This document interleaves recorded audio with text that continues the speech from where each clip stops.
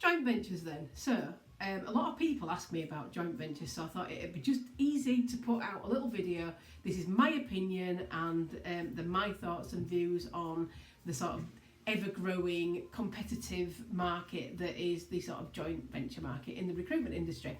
So there's a lot of recruitment agencies that have popped up over the last sort of 5 to 10 years that have come from the joint venture model. So it's a very successful model and there's a lot of people that do it now.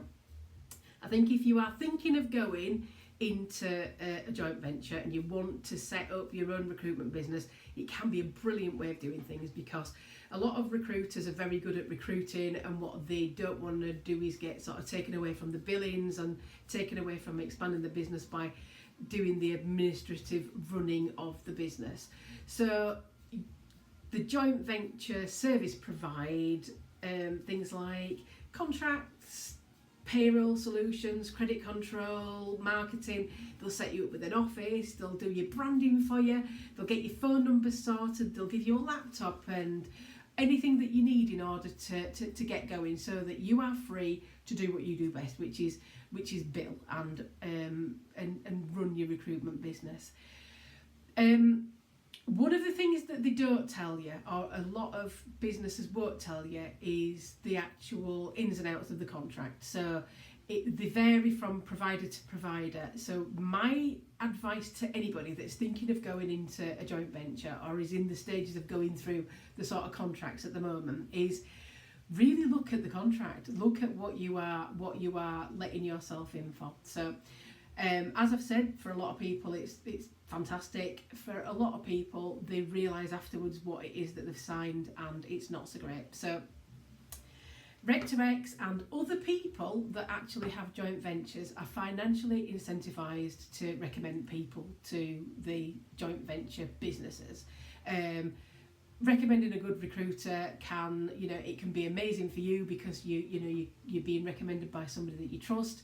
The flip side is that person is making money, and what is their incentive? Is it to make money, or is it to tell you about the pitfalls? So some of the pitfalls, and not all of the pitfalls, but some of the pitfalls that I've noticed when I've been getting feedback from people that have gone into joint ventures, and I do have to point out at this stage that I have never recommended anybody to a joint venture where they've taken it on.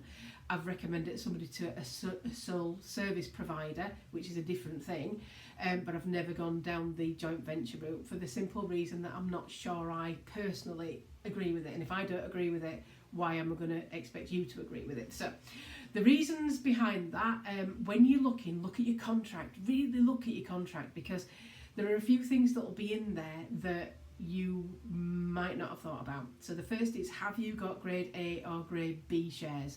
So if you've got grade A shares, hurrah, you're going to be able to make decisions about your business, and you get dividends and all of that sort of thing. If you've got grade B shares, slightly more problematic, because you can be voted out of your own business, which means that the other shareholders can vote you out. And you also don't necessarily get dividends when you want them. You can be gifted dividends. So look at how it's structured.